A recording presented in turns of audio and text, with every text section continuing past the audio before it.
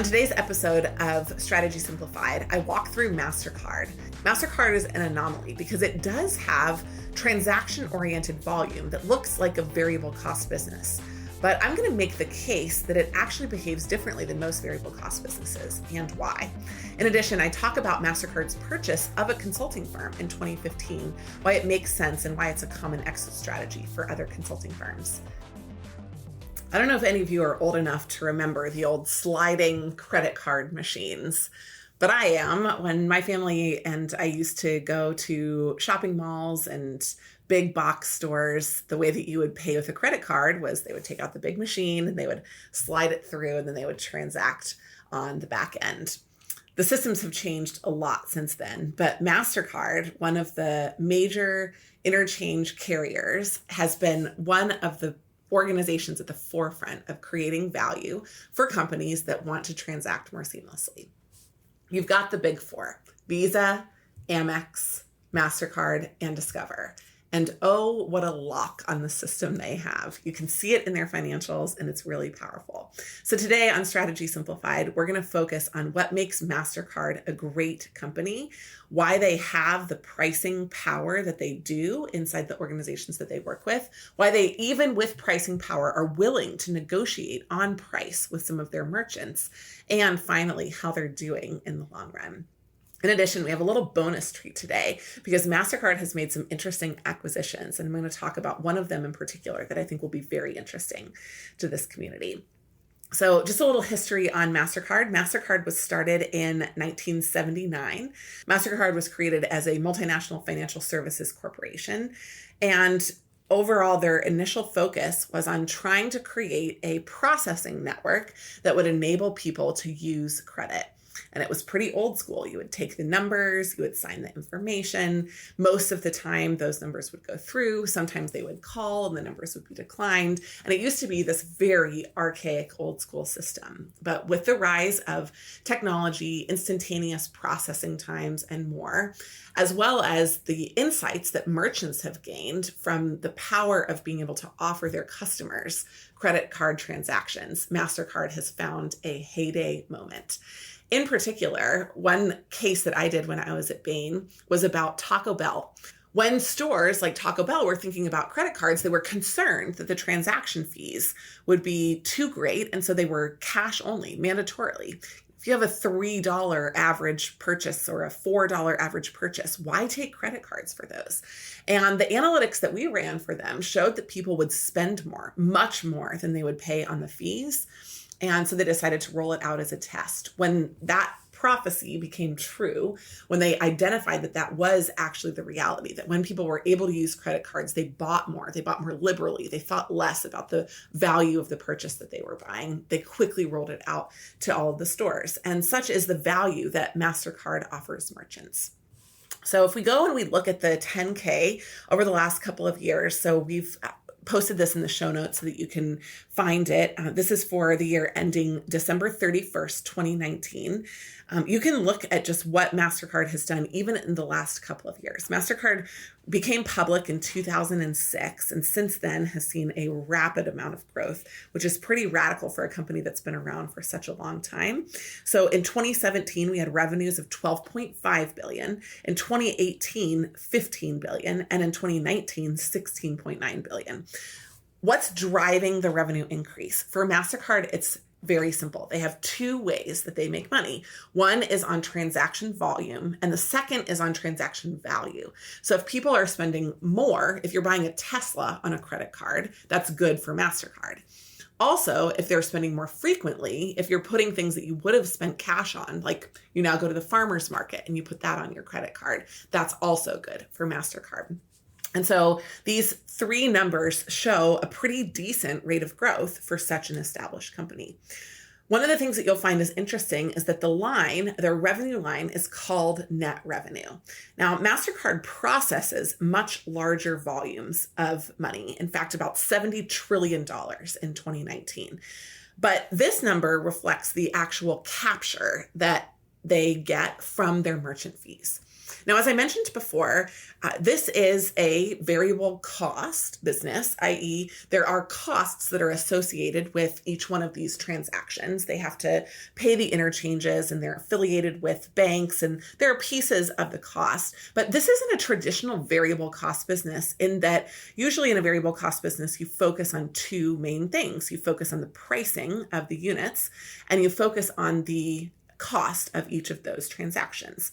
So while there are costs that MasterCard has to pay to be able to run their proprietary systems, they actually are more like issuers in this setting.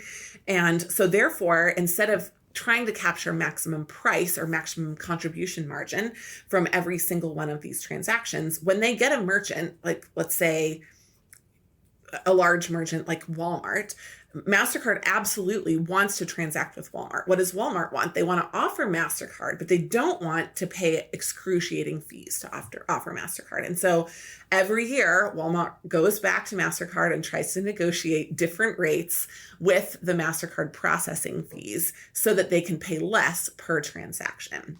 And so is MasterCard willing to offer those concessions? Absolutely. Not massive concessions, but small concessions, because the worst case scenario for them would be not to have access to either the individual transaction volume or the transaction amounts. So there's a play and interconnectedness between the retailers that offer MasterCard for payment and MasterCard itself. What you do see here is that once you've booked that net revenue, which again is really driven by both the size of the transaction and the volume of transactions, which is what makes it a variable cost oriented business, you see that MasterCard is actually operating like a fixed cost business here. In fact, their fixed costs have risen very slowly, much more slowly than the net revenue, from 5.9 billion to only 7.2 billion in the same time when they added about 4.4 billion in the revenue line. And so that very small change, that 1.4 billion, only represents a very small portion of the overall expenses. And where is it coming from? Well, their depreciation and amortization is pretty small. Their advertising and marketing is increasing, but certainly not at the rate that their revenues are. Why? Their major acquisition of customers is through issuers, through banks that are offering co-branded MasterCard. And then finally, general and administrative. So you've got the 4.7 growing up to the 5.8. But all of those, every single expense on their books is an operating expense, which makes this number, the total operating expense number down to operating income, 9.7 billion. 9.7 billion on 16.9 billion, I'll take it. We'll be right back after this quick message. If you're enjoying learning about strategy and want to put it into action, one of the best ways to do that is by joining us on a future strategy sprint. Strategy Sprint is a 2-day training process, 1 day for skills and 1 day to plan with a team how to solve an actual case. Then we put you live with a client for an entire week with a coach that is a former McKinsey, Bain, or BCG staff member. Your coach will guide you through how to interact with the client, how to resolve data, and how to make great recommendations. Join us for the next strategy sprint by finding the link in the show notes and registering on our upcoming waitlist. We look forward to having you.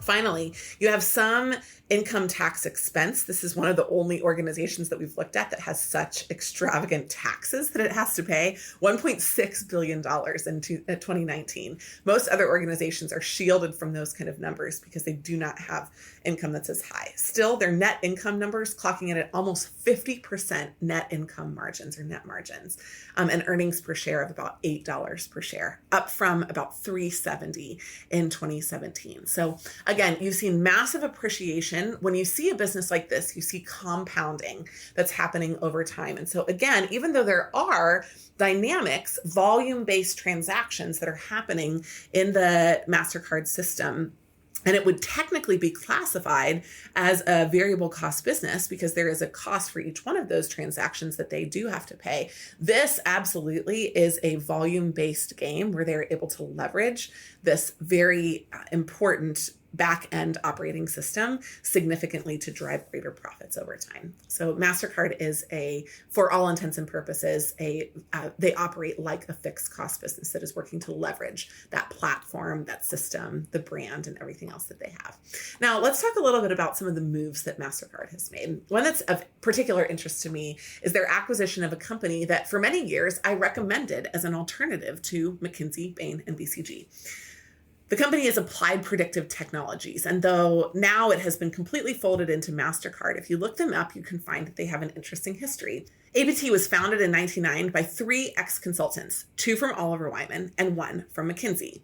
When they founded it, they said what many have claimed about the consulting industry, that they believed that the analytics work was repetitive and was outsourceable, something that you could automate or identify patterns in and not do the same thing over and over again. They developed a software model, and it took them less than a year to make it go live.